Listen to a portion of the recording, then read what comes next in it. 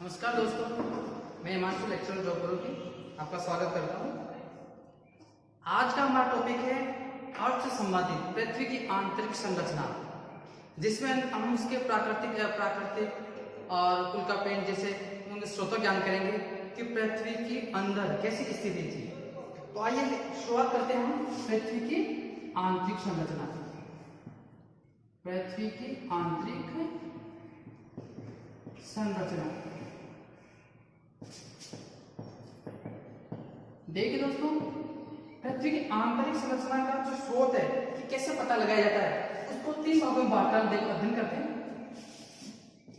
पहला ले लेते हैं अप्रत्यक्ष स्रोत, क्या लेते हैं, इसको हम अप्राकृतिक स्रोत भी बोल सकते हैं।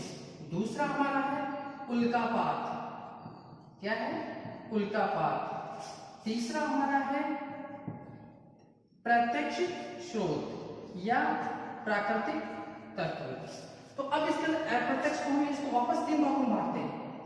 देखिए तीन भाग कौन से हो गए, पहला है तापमान, दूसरा है घनत्व, तीसरा है दबाव। इन तीन के आधार पर हम इसका अध्ययन करेंगे। और प्रत्यक्ष स्रोत में आ जाएंगे हमारे भूकंप और ज्वालामुखी, इनका इसके अंतर्गत अध्ययन करेंगे। देखिए अब क्या होता है, पृथ्वी के हम जैसे तापमान की बात करें सर्वप्रथम, तो पृथ्वी के धरातल में हम जो जो गहराई की ओर जाते जाएंगे तापमान में वृद्धि होती जाएगी। जैसे हम जाएंगे धरातल पर अंदर पृथ्वी में, तो 32 मीटर की 32 धरातल 32 मीटर दूरी पर कितना 1 डिग्री सेल्सियस तापमान की वृद्धि होती जाएगी। लेकिन ध्यान रखिए दोस्तों, ये पृथ्वी में हम जो अंदर जाएंगे तापमान में वृद्धि होती जाएगी, लेकिन तापमान में बराबर वृद्धि नहीं होगी, क्योंकि जैसे 32 पर 1 डिग्री सेल्सियस है तो अंतरातल पे इतनी नहीं रहेगी, कभी ज्यादा कभी कम, और एंड में जाते जाते तापमान में वृद्धि होगी, लेकिन वह घटती दर से वृद्धि होगी। ध्यान रखना, जो जो पृथ्वी के अंदर जाएंगे हम उसमें वृद्धि तो होगी, लेकिन किस प्रकार की वृद्धि होगी, घटती दर से वृद्धि होगी, और सभी जगह बराबर तापमान में वृद्धि नहीं होगी। जैसे हम बात करें 50 किलोमीटर तक की बात करें तो ये 5 डिग्री सेल्सियस के आसपास चलेगी। 200 से 300 की बात करें हम तो वो चलेगी 3 डिग्री सेल्सियस के तापमान के आधार पर, और इससे नीचे जाएंगे 300 से नीचे जाएंगे तो कितनी जाएगी 1 डिग्री सेल्सियस तापमान में वृद्धि में डिफरेंट आता जाएगा। तो कहने का मतलब है कि जो पृथ्वी धरातल में जाएंगे तापमान में वृद्धि होगी, लेकिन घटती हुई दर से वृद्धि होगी। उसका क्या उदाहरण है, जैसे अंदर से जैसे ज्वालामुखी बाहर निकलता है किस प्रकार का गर्म है, इसका मतलब हम कह सकते हैं कि धरातल के अंदर गर्म है, गर्मी के कारण वो जो चट्टाने पिघलकर बाहर निकलती, तो किसका उदाहरण है, तापमान का मतलब वृद्धि। देखिए दोस्तों, इसके आधार पर हम ज्ञात करें तो पृथ्वी के आंतरिक कोर में 2000 डिग्री सेल्सियस तापमान की वृद्धि है। कितनी है, पृथ्वी का कोर 2000 डिग्री सेल्सियस जितना गर्म है। यदि इसके अनुसार आकलन करें तो इसका मतलब क्या हुआ कि तापमान में वृद्धि होती है। हम बात करें दूसरी चीज घनत्व की। देखिए दोस्तों, अपन जो पृथ्वी के अंदर जाएंगे अधिक दबाव के कारण उसमें घनत्व में भी वृद्धि होती जाएगी। अब देखिए तापमान वृद्धि कितनी होगी, जैसे पृथ्वी का घनत्व कितना है, पृथ्वी का घनत्व 5 ग्राम मीटर क्यूब का, ठीक है। और ये किसने दिया, न्यूटन ने दिया दोस्तों। देखो न्यूटन के गुरुत्वाकर्षण सिद्धांत से ये दिया गया है, न्यूटन का गुरुत्वाकर्षण सिद्धांत के आधार पर पृथ्वी का जो हम घनत्व क्या करते हैं, तो पृथ्वी का घनत्व 5.5 है, जबकि पृष्ठ का घनत्व कितना है, पृष्ठ का घनत्व दोस्तों 2.6 से 3.3 ग्राम सेंटीमीटर प्रति क्यूब है, या यूं कह सकते हैं औसत घनत्व 3 है इसका, ठीक है दोस्तों। यदि हम कोर में जाएं, पृथ्वी के कोर में जाएंगे तो इसका घनत्व लगभग 11 ग्राम मीटर सेंटीमीटर क्यूब है। देखो क्या हुआ कि हम संपूर्ण पृथ्वी की बात करें तो उसका घनत्व 5.5 ग्राम क्यूब है, क्रस्ट की बात करें तो 2.6 से 3.3 या यूं कहे 3 क्यूबिक है। कोर की बात करें तो कोर कितना है 11 इसका घनत्व है। इसका मतलब क्या है कि वहां चट्टानों से जो पृथ्वी का दबाव है उसके कारण से घनत्व ज्यादा हो गया। अब बात करते हैं दबाव की। देखो दोस्तों, पृथ्वी में जो दबाव बढ़ता जाएगा चाहे चट्टानों का हो चाहे किसी प्रकार का हो, तो तापमान दबाव बढ़ने से वहां अंदर जो बिल्कुल आंतरिक कोर है वह तरल ना हो ठोस प्रकार का है। ये चीज ध्यान रखिएगा। जो हम कोर की बात करें, देखिए यूं समझ सकते हैं पृथ्वी को, तो ये तीसरा वाला भाग है, ये अंदर का भाग अधिक तापमान अधिक इनके होने के कारण क्या होना चाहिए, तरल बिल्कुल पिघली हुई अवस्था में होना चाहिए, जबकि ये आंतरिक और पिघली अवस्था में होकर ठोस प्रकार का है। या यूं कह सकते हैं जो ये क्रस्ट है ये किस प्रकार का है दोस्तों, ये क्रस्ट है कठोर उच्च घनत्व और कठोर ठोस का। और इस प्रकार इसके अकॉर्डिंग तापमान के अकॉर्डिंग चाहिए और दबाव के अकॉर्डिंग चाहिए तो क्या होना चाहिए, तापमान का तरल, जो कि नहीं है, तरलता यहां तक इसकी खत्म है। जब स्टार्ट करेंगे इसका वर्गीकरण तब बताएंगे। तीसरी चीज आती है इसके अंदर उल्कापात। पूरा ब्रह्मांड सूर्य हो चाहे उसमें तारे हो, वो मिलकर बने हुए हैं, पूरा ब्रह्मांड में शामिल है और उनकी उत्पत्ति उन अनेक तारों से हुई। ब्रह्मांड है तभी तो तारे हैं, तभी तो ब्रह्मांड है। तो हुआ क्या कि वहां से भी पृथ्वी के ऊपर कभी कभी धरातल को उल्कापात आते हैं और टुकड़े आते हैं।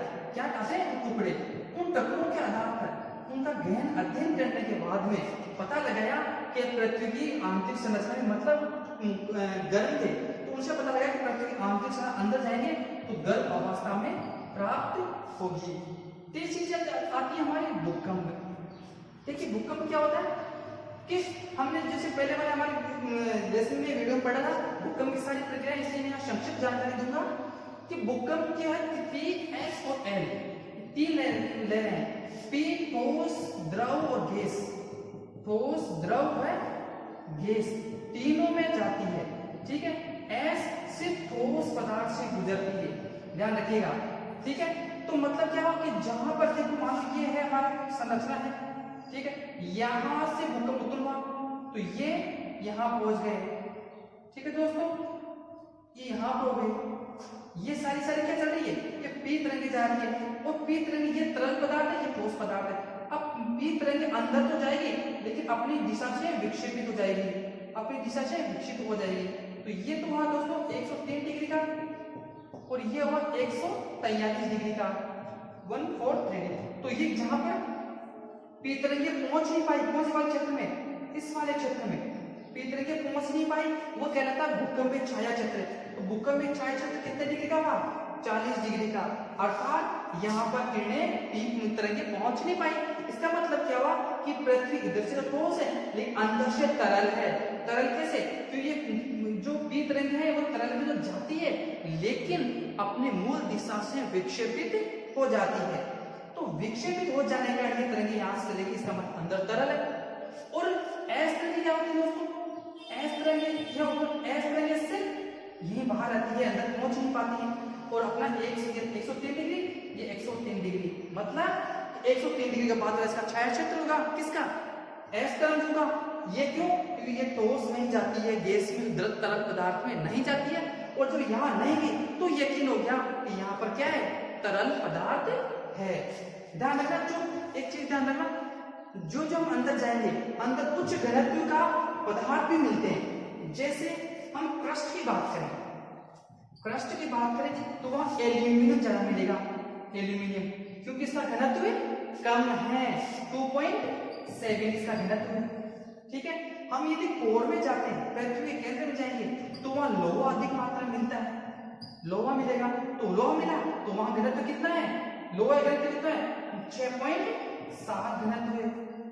इसका मतलब क्या हुआ कि हम जो अंदर जाएंगे वहां जाते जाएंगे तो क्या रहेगा, इसका मतलब क्या हुआ, घनत्व है, सीधा सीधा इफेक्ट हुआ। ज्वालामुखी की बात करें हम तो ध्यान रखिए दोस्तों, पृथ्वी के धरातल से जब लावा पिघली हुई चट्टानें, लावा मैग्मा जब बाहर निकलता है तो उसके साथ फ्यूमस या फिर गैस और अनेक खनिज उसके साथ बाहर निकलते हैं, उसके टर्मिनल इलेक्ट्रॉन ज्वालामुखी वाले लेसन पढ़ेंगे, तो वो सारी चीजें बाहर निकलती हैं। उनका जब अध्ययन करते हैं तो पता लगता है कि पृथ्वी की आंतरिक संरचना में जो जलते जाएंगे तापमान में वृद्धि होती जाएगी और वहां पिघली अवस्था में पदार्थ मिलते हैं और घनत्व भी वहां का बढ़ता हुआ चला जाएगा।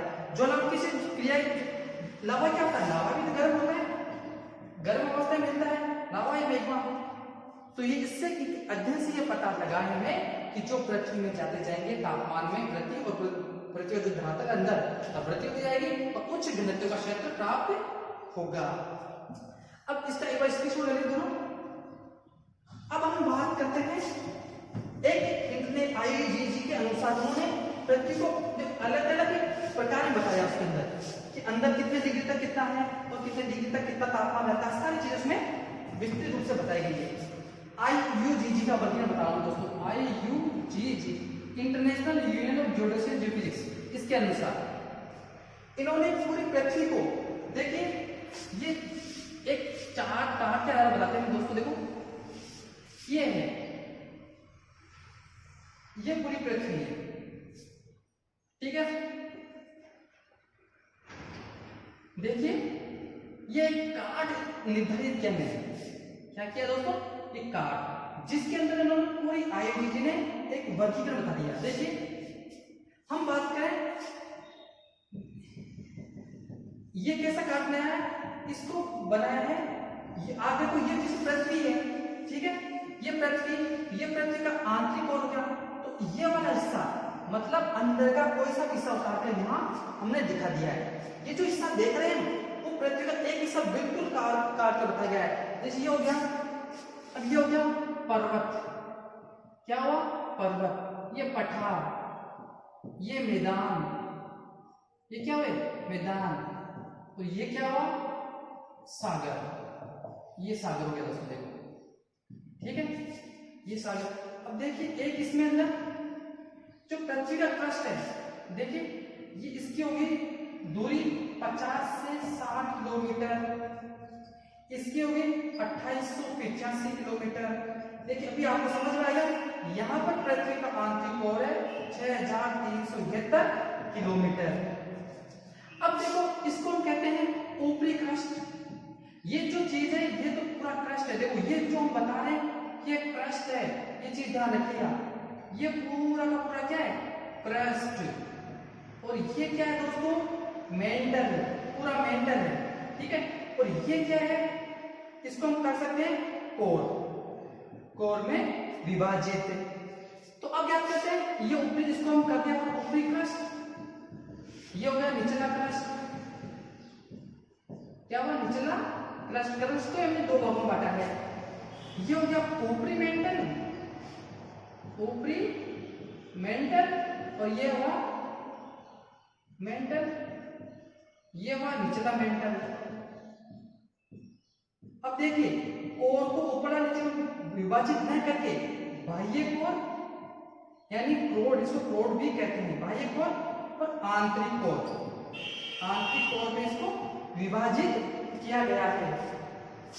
देखो मैंने आपको एक चीज पहले बता चुका कि पृथ्वी का औसत घनत्व कितना है, 5.5 औसत घनत्व है, ध्यान रखिए ये चीज, ये इंपॉर्टेंट है, ठीक है। अब इसकी दूरी, इसकी जो यहाँ क्रस्ट ऊपर से लेकर ऊपरी निचला क्रस्ट से ऊपर यहाँ की इसकी दूरी है 35 किलोमीटर की, देखिए दोस्तों। और इसको दोस्तों ये पर है, यहाँ पर इसकी दूरी है 650 से 700 किलोमीटर की, ठीक है। और जो आंतरिक और बाह्य कोर की है बीच में, ये है 5150 किलोमीटर का इनमें डिस्टेंस है। अब देखो इसमें डिस्टेंस हो गया। अब ध्यान रखिएगा जो ये क्षेत्र दिया ऊपरी मेंटल में, ध्यान रखिएगा ये जो क्षेत्र दिया ऊपरी मेंटल में, इसको हम LBZ कहा जाता है। लेहमान महोदय थे, एक लेहमान महोदय, उन्होंने ऊपरी मेंटल के नीचे वाले भाग को, ध्यान रखिएगा ऊपरी मेंटल के नीचे वाले भाग को या निचले क्रस्ट के निचले क्रस्ट को, उसको LBZ से कहते हैं। मतलब यहाँ पर क्या हुआ था, यहाँ पर तरंगों की गति में मंद प्रकार का परिवर्तन हुआ है। इसकी दूरी कितनी है? 100 से 200 किलोमीटर है दोस्तों, ध्यान रखना। LVZ कितना है? यानी लो वेलोसिटी जोन। देखिए एल यहां लिख रहा हूं मैं, एल यहां देखिए आपको LVZ यानी कि लो वेलोसिटी जोन, मतलब यहाँ पर जो तरंगें चलती है उनमें परिवर्तन आती है और वो उनकी गति मंद हो जाती है। गति क्या होती है? मंद। किन होती है? LVZ वाले क्षेत्र में, मतलब यहाँ कहने का मतलब है कि यहाँ तरल हो गया, तरल पदार्थ हो गया। तो यह अब देखिए, अब हम इसका विस्तृत अध्ययन करेंगे। ये 2850 और ये 5150 तक, मतलब जो कोर है, कोर 2885 से 6373 तक किलोमीटर की दूरी है, और बाह्य और आंतरिक कोर को एक असंबद्धता करती है जिसकी दूरी इतनी है 600, 500, 700। अभी हम डिटेल्स देखते हैं। देखो इसको हम 3 भागों में बांटा। पहला है क्रस्ट। अब देखो क्रस्ट क्या है? क्रस्ट ध्यान रखिए दोस्तों, पृथ्वी का जो ऊपरी सतह है वहां पर एल्यूमिनियम पाया जाता है। एल्यूमिनियम जो कि कम घनत्व का होता है। कम घनत्व कितना होता है तो मैं बता चुका। और जो अंदर जाएंगे लोहा अधिक घनत्व का आता है, तो लोहा यहाँ मिलेगा। तो यहाँ क्या मिलेगा? एल्यूमिनियम प्लस सिलिका मिलेगी। ये चीज ध्यान रखिए। अगर हम तत्व की बात करें, देखो इस क्रस्ट का घनत्व कितना है? क्रस्ट का औसत घनत्व 3 होता है, ठीक है, या यूं 2.7 से 3, ये इसका औसत घनत्व हो गया। दोस्तों इसका आयतन कितना होता है? 1% इसका आयतन होता है। इसमें जो क्रस्ट हम किसकी बात करें, जो इसमें जो तत्व पाया जाता है सर्वाधिक, वह ऑक्सीजन तत्व पाया जाता है। ये चीज ध्यान रखिएगा। कितना? 45% ऑक्सीजन तत्व। अब कंफ्यूज हो गया, क्या हो गया कि यहाँ पर क्रस्ट में सर्वाधिक पदार्थ भी पाया जाता है। वो क्या है? Silicon oxide. क्या दोस्तों? सिलिकॉन ऑक्साइड, जो कि लगभग 60% पर है। तत्व तो ऑक्सीजन 45% और पदार्थ सिलिकॉन ऑक्साइड 60%। मतलब यहाँ सिलिका या सिलिकॉन से मतलब मिट्टी, ठीक है। अब हम बात करते हैं, अब ऊपरी क्रस्ट और निचला क्रस्ट को एक महान वैज्ञानिक है, उन्होंने अंतर बताया कि 35 किलोमीटर गहराई जाने पर तरंग में कुछ परिवर्तन होता है, कुछ इफेक्ट पड़ता है ना। तो उसका नाम दिया उन्होंने, कोनार्ड महोदय थे, एक कोनार्ड महोदय, उन्होंने कोनार्ड असंबद्धता नाम दिया। क्या दिया? कोनार्ड असंबद्धता, मतलब कोनार्ड डिसकंटिन्यूटी नाम दिया। तो कौन सी कोनार्ड डिसकंटिन्यूटी दोस्तों? ये क्या है? Konrad discontinuity. इसको एक बार शॉर्ट ले लीजिए, इसको बोलते हैं कोनार्ड असंबद्धता। कोनार्ड असंबद्धता, ये किसकी बात हुई? ऊपरी क्रस्ट और निचला क्रस्ट को जो संबंध अलग करती है वह है कोनार्ड असंबद्धता। अब हम बात करते हैं मेंटल की बात करते हैं दोस्तों। मेंटल दूसरा टॉपिक हमारा मेंटल। कौन सा मेंटल? देखो ये वाला हिस्सा पूरा देखिए, मेंटल की बात करें तो देखो इसकी जो गहराई तक दूरी जाते हैं वो देख कितना है? 50 से 60 से लेकर ये है 2885 तक किलोमीटर की तक, यह मेंटल को इसमें शामिल किया गया है। दोस्तों इसका जो आयतन है, आयतन 84% है, ध्यान रखिए कितना है? 84%। और इसका द्रव्यमान दोस्तों, द्रव्यमान है 56%। किसका? मेंटल का, ये मेंटल का। और इसके अंदर जो सर्वाधिक पदार्थ पाया जाता है, पदार्थ देखिए, पदार्थ जो पाया जाता है वह है सिलिका ऑक्साइड। क्या है? सिलिका ऑक्साइड, जो कि 60% में के बराबर हिस्सा है। और इसके अंदर सिलिका और मैग्नीशियम ज्यादा पाया जाता है ना। इसमें क्या होता है? सिलिकॉन और मैग्नीशियम प्लस मैग्नीशियम पाया जाता है। देखो सियाल, सीमा, निफे 3 पर पढ़ते हैं। सियाल, सीमा और निफे, NI Fe, silica plus aluminium, silica plus magnesium, निकल और फेरस एंड लोहा, ये हमारा स्ट्रेस का वर्गीकरण है। तो ये हम किसमें पढ़ेंगे? स्ट्रेस के वर्गीकरण पढ़ेंगे और एक वान डर ग्राफ का वर्गीकरण उसमें ये इसका अध्ययन करेंगे। मेंटल की बात करें तो इसमें क्या होता है, धरातल में जाएंगे तो तापमान दबाव अधिक होने के कारण तापमान में परिवर्तन आएगा और वहां जो चट्टानें तो पिघली अवस्था में मिलेगी। तो जो एलवी जोड़ है ये एलवीजेड, ये क्या तरल तो है, इसको क्या बोलते हैं? लो वेलोसिटी जोन, मैंने बताया था। लो मतलब तरल पदार्थ मिलते हैं, यहाँ पर जो तरंगे हैं उनमें परिवर्तन आता है भूकंपीय तरंगों के अंदर। और जो यहाँ पर मेंटल को ध्यान रखिए, जो मेंटल को जो परिभाषित किया मतलब अलग अलग किया, क्या जो परिवर्तन आता है वो एक महावैज्ञानिक थे मोहोरोविसिस, ठीक है दोस्तों। तो इन्होंने एक मोह असंबंधता दे दी, क्या थी? मोह असंबंधता मतलब डिसकंटिन्यूटी, मतलब उस जगह कुछ न कुछ डिफरेंट अंतर आया होगा।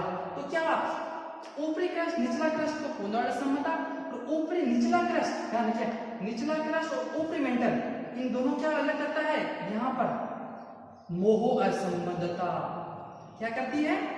मोह असंबंधता, निचला क्रस्ट और ऊपरी मेंटल को मोह असंबंधता अलग करती है। और इसी के अंदर दोस्तों एक रेपेटी, इसी में एक रेपेटी असंबंधता भी है, ध्यान रखिए। कौन सी है? रेपेटी असंबंधता। कहां पर? ऊपरी क्रस्ट और निचला मेंटल जो अलग करती है वो क्या है? रेपेटी असंबंधता। दोस्तों ये है रेपेटी असंबंधता। रेपेटी असंबंधता किसको अलग करती है? ऊपरी मेंटल और निचला मेंटल को, जिसकी दूरी कितनी है? 650 से 700 किलोमीटर के आसपास। यह है 650 से 700 के आसपास, ये इनकी दूरी होगी। किसमें? तो देखिए दोस्तों, इसमें क्या होता है कि जब पृथ्वी के अंदर जाएंगे तो इसमें एकदम भूकंपीय तरंगों में परिवर्तन आता है। और वो परिवर्तन किस प्रकार का आता है? वो तेज गति का परिवर्तन आता है। कौन सा? तेज गति का परिवर्तन आता है। इस तेज गति का परिवर्तन आने के कारण ही जो मोहोरोविसिस नामक वैज्ञानिक थे, इन्होंने मोह असंबंधता बांटी, मोह असंबंधता के बारे में बताया। ये तेज गति का कारण हुआ, बाकी और कुछ नहीं हुआ। अब हम बात करते हैं तीसरी जो हमारा पॉइंट है वह है दोस्तों कोर। क्या है? कोर। हमने पहले जो पढ़ी परत वो है क्रस्ट, दूसरा हमने पढ़ा मेंटल और तीसरा पढ़ रहे हैं हम कोर या भूक्रोड या क्रोड, आप कोई भी नाम दे सकते हैं। अब भूक्रोड एक पृथ्वी के आंतरिक भाग है दोस्तों। जैसे हमने क्रस्ट का किन बताया, मेंटल का बताया, 4.5 से 5.5 घनत्व होता है। इसका घनत्व कितना है? देखो लगभग 3 घनत्व, इसका लगभग ये 3 घनत्व हो गया। तो इसका कितना है? लगभग 4.5 से 5.5 घनत्व हो गया। इसका कितना? लगभग 11 घनत्व है। तो हम बात करें क्रोड का, पिछला शब्द से ये घनत्व कितना है? 11 घनत्व है। किसका? पृथ्वी का आंतरिक होगा, इस पूरे का क्या है? लगभग 11 है। अब इसी के अंदर हम जो पृथ्वी के अंदर जाएंगे तो तापमान दबाव के कारण, अब देखो इसमें दबाव के कारण क्या होता है? तापमान के कारण पदार्थ तरल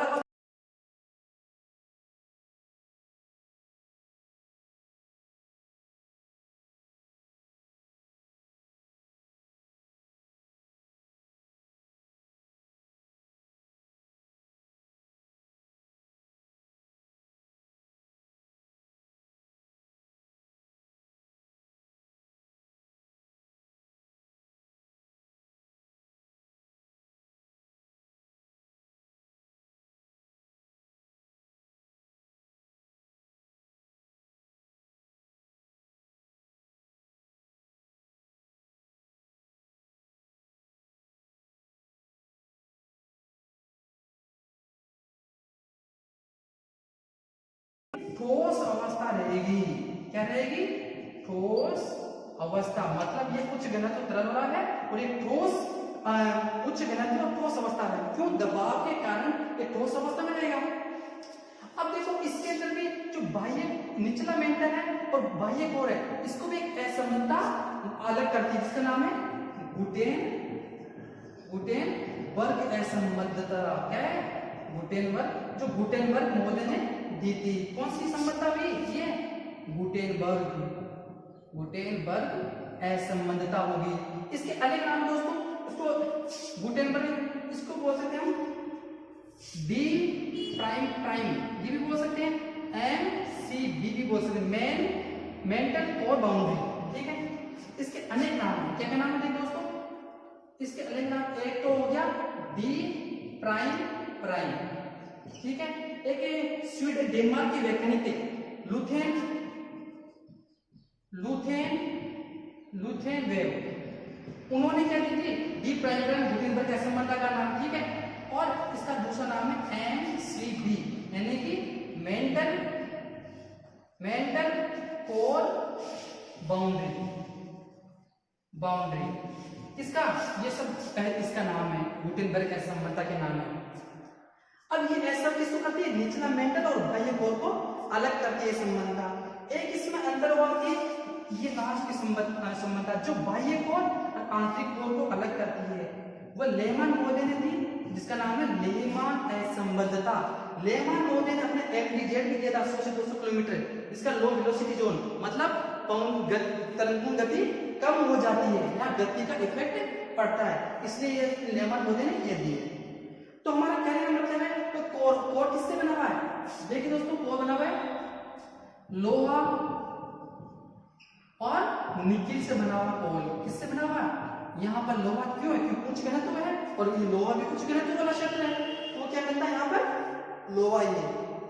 तो दोस्तों, हमारे जो आज क्वेश्चन पूछे जाते हैं, इसी प्रकार इसी टाइप के पूछे जाते हैं।